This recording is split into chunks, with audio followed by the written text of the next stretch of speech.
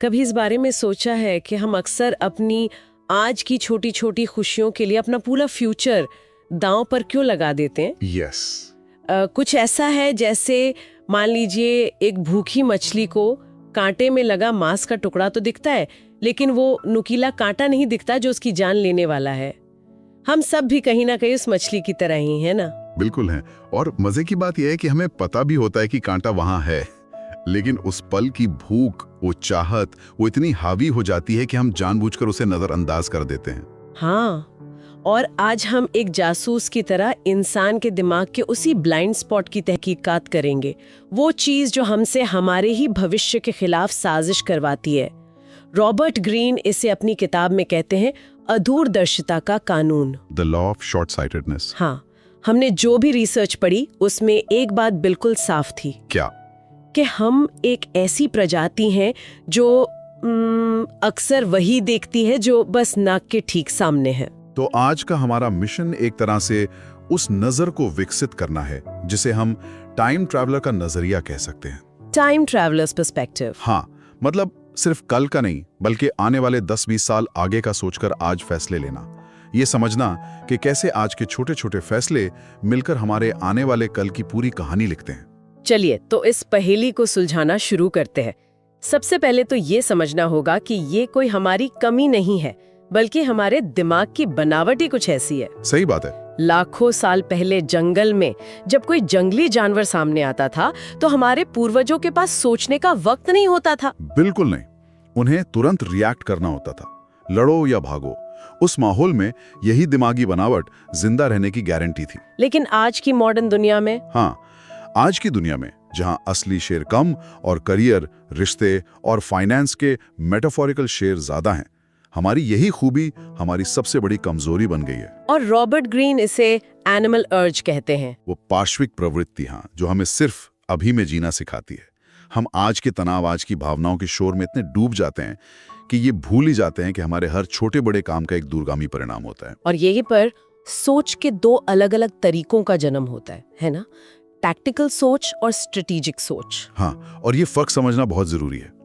Tactical लोग वो होते हैं जो बस अपनी अगली चाल देखते हैं। मतलब आज की लड़ाई कैसे जीते, हाँ, आज का टारगेट कैसे पूरा करें, अभी की मुश्किल से कैसे बचें।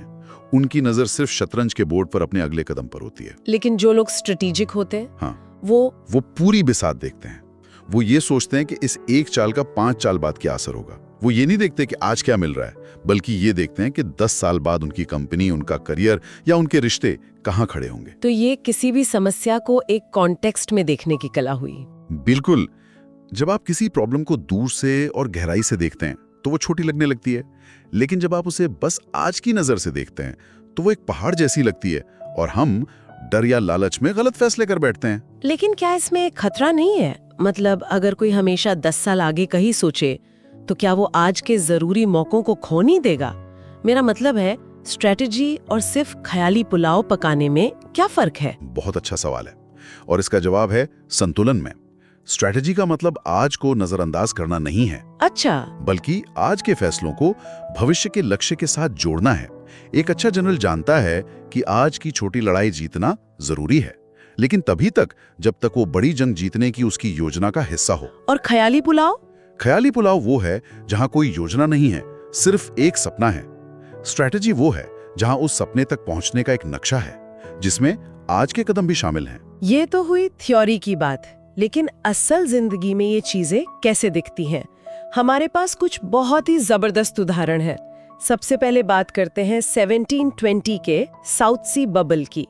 जब मैंने इसके बारे में पढ़ा तो मुझे यकीन ही नहीं हुआ। मेरा मतलब है सर आइजैक न्यूटन, वो इंसान जिसने गुरुत्वाकर्षण के नियम बताए, वो कैसे इतने बड़े धोखे का शिकार हो गया। ये बात कुछ समझ नहीं आई। क्योंकि न्यूटन इंसान थे और इंसान लालच और सामाजिक दबाव से अनछूता नहीं रह सकता। ये वित्तीय अंधेपन का एक क्लासिक केस है।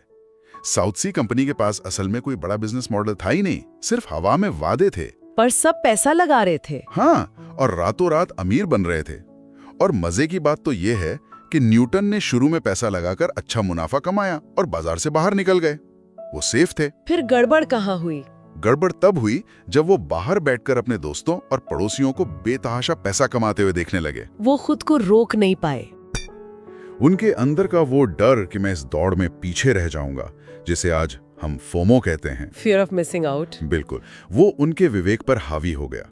उन्होंने अपना सारा पैसा पहले से कहीं ज्यादा वापस उसी बबल में लगा दिया, ठीक उसके फटने से पहले। हाँ, और अपना सब कुछ गंवा बैठे। मतलब दुनिया के सबसे बुद्धिमान लोगों में से एक ने भी उस पल के लालच और फोमो के आगे अपनी दूरदर्शिता खो दी। उन्होंने ये नहीं देखा कि जो चीज सिर्फ हवा पर खड़ी है वो गिरेगी जरूर। बिल्कुल, उन्होंने आज के मुनाफे को कल की हकीकत से कहीं ज्यादा तवज्जो दी, और यही है अदूरदर्शिता। ये तो हुई इतिहास की बात, लेकिन यही गलती तो हम अपनी रोजमर्रा की जिंदगी में, अपने रिश्तों में भी कर बैठते हैं ना। हाँ, और इसका एक बहुत ही आम उदाहरण है रीबाउंड रिलेशनशिप। सोचिए, किसी का लंबा रिश्ता टूटता है, वो इंसान दर्द, अकेलेपन और उदासी से घिरा हुआ है। उस दर्द से बचने का सबसे आसान, सबसे तात्कालिक तरीका क्या है? कि नए रिश्ते में चले जाना। ये आज के दर्द पर एक बैंडेड लगाने जैसा है। एग्जैक्टली, लेकिन ये बैंडेड घाव को भर नहीं रहा है, सिर्फ छिपा रहा है। उस इंसान ने कल की शांति के बजाय आज की राहत को चुना। ये एक डर से लिया गया फैसला था, और उसने इस बात पर जरा भी ध्यान नहीं दिया कि नया साथी उसके लिए सही है भी या नहीं। बिल्कुल, क्योंकि उसका मकसद एक स्वस्थ रिश्ता बनाना था ही नहीं। उसका मकसद था सिर्फ अपने अकेलेपन के दर्द को शांत करना। हाँ। और इसका नतीजा क्या होता है फिर? नतीजा ये होता है कि 2-3 साल बाद जब वो शुरुआती नशा उतरता है, तो वो इंसान खुद को एक और भी ज्यादा खराब और इमोशनली कॉम्प्लेक्स रिश्ते में फंसा हुआ पाता है। उसने एक तरह का भावनात्मक कर्ज ले लिया था। क्या बात है, उसने तात्कालिक दर्द से बचने के लिए अपने भविष्य से एक तरह का भावनात्मक कर्ज लिया था, जिसे अब उसे ब्याज के साथ चुकाना पड़ रहा है। नया तरीका है, और ऐसा ही एक उदाहरण करियर में भी देखने को मिलता है। किताब में इसे द करियर शॉर्टकट कहा गया है। मान लीजिए एक ऑफिस में एक कर्मचारी है जो प्रमोशन चाहता है। वो मेहनत करने के बजाय अपने एक सहकर्मी की पीठ पीछे बुराई करके बॉस की नजरों में अच्छा बन जाता है, और मान लीजिए उसे प्रमोशन मिल भी गया। हाँ, तो उसने उस क्षण को तो जीत लिया, लेकिन उसने अपना पूरा दशक हार दिया। और ऐसे लोग हर ऑफिस में होते हैं। वो सीढ़ी चढ़ने के लिए नहीं, बल्कि दूसरों की सीढ़ी काटने के लिए अपनी छुरी हमेशा तेज रखते हैं। लेकिन वो ये भूल जाते हैं कि जब आप सबके लिए गड्ढा खोदते हैं, तो आखिर में काम खत्म होने पर आप खुद भी उसी गड्ढे में खड़े मिलते हैं। इसका मतलब ये कि उसे प्रमोशन तो मिल गया, लेकिन उसने अपनी टीम का भरोसा हमेशा के लिए खो दिया। हमेशा के लिए। हाँ, 3 साल बाद जब उसे एक बड़े प्रोजेक्ट के लिए अपनी टीम के सहयोग की जरूरत पड़ी, तो कोई भी उसके साथ खड़ा नहीं था, क्योंकि सब जानते थे कि इस पर भरोसा नहीं किया जा सकता। बिल्कुल, उसका करियर एक पॉइंट पर आकर थम गया, क्योंकि एक सफल करियर सिर्फ काबिलियत से नहीं, बल्कि भरोसे और रिश्तों से बनता है। उसने एक छोटे से प्रमोशन के लिए अपने सबसे बड़े एसेट, यानी अपनी रेपुटेशन को दांव पर लगा दिया। तो ये तो साफ है कि ये आदत कितनी नुकसानदेह है। अब हम उस हिस्से पर आते हैं जिसका सब इंतजार कर रहे हैं। इससे बचा कैसे जाए? क्या हम अपनी इस दिमागी बनावट को बदल सकते हैं? रिसर्च कुछ प्रैक्टिकल तरीकों के बारे में बताती है। पहला है कदम पीछे खींचें। ये सुनने में बहुत आसान लगता है, लेकिन है सबसे मुश्किल। जब भी कोई बड़ी समस्या या कोई बहुत आकर्षक मौका सामने आए, तो हमारी पहली प्रवृत्ति होती है तुरंत रिएक्ट करने की। यहीं पर रुकना है। भावनाओं के उस पहले ज्वार को शांत होने देना है। हाँ, कुछ घंटे या अगर मुमकिन हो तो कुछ दिन उस स्थिति से मानसिक दूरी बनाने से हमें बड़ी तस्वीर, बिग पिक्चर दिखाई देने लगती है। हम जंगल के पेड़ों से बाहर निकलकर पूरे जंगल को देख पाते हैं। सही कहा। और इसी से जुड़ी एक बहुत ही पावरफुल टेक्निक है जिसके बारे में किताब में बताया गया है। और इसके बाद क्या? And then what? हाँ, ये कैसे काम करती है? ये एक तरह का मानसिक सिमुलेशन है। जब भी आप कोई बड़ा फैसला लेने वाले हों, तो खुद से पूछें, ठीक है, अगर मैंने ये किया तो इसका सबसे संभावित नतीजा क्या होगा? जब आपको जवाब मिल जाए तो रुके नहीं, फिर से पूछें, और उसके बाद क्या होगा? और उसके भी बाद? और जब उसका भी जवाब मिल जाए तो एक बार फिर पूछें, और उसके भी बाद क्या होगा? कम से कम 3 स्तर तक जाने से आप किसी भी एक्शन के परिणामों की पूरी चेन देख पाते हैं, सिर्फ उसके पहले असर को नहीं। ये तो कमाल का टूल है। इससे हम सिर्फ पहली लहर को नहीं, बल्कि उसके बाद आने वाली सुनामी को भी देख सकते हैं। इससे मुझे एक और बात याद आ रही है।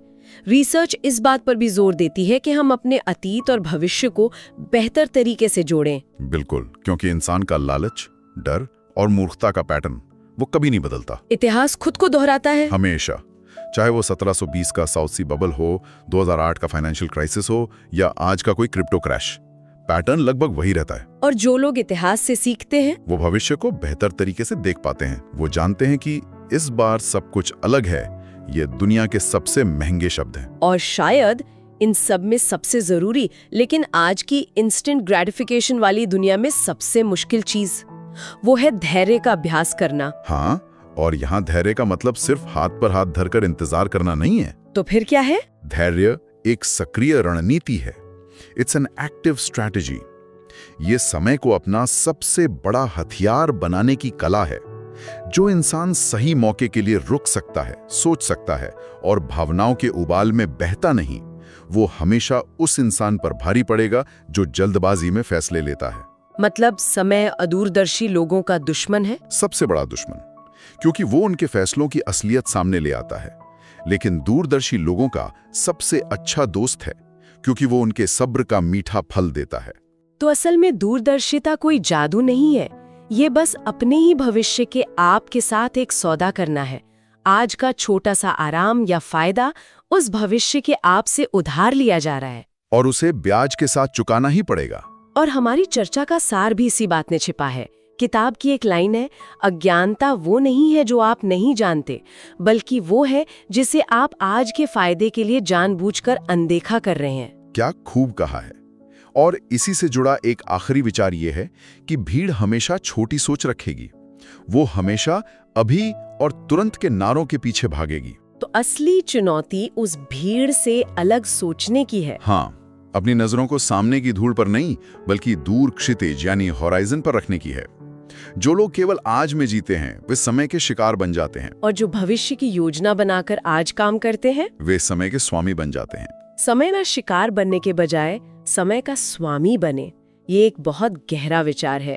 और ये एक चुनाव है जो हम हर रोज हर पल करते हैं। बिल्कुल। सवाल बस इतना है कि क्या हम अपनी जिंदगी को अगले 24 घंटों के हिसाब से डिजाइन करना चाहते हैं या अगली सदी के हिसाब से। और आपकी यही बात हमें एक अंतिम विचार के साथ छोड़ जाती है जिस पर सोचा जा सकता है।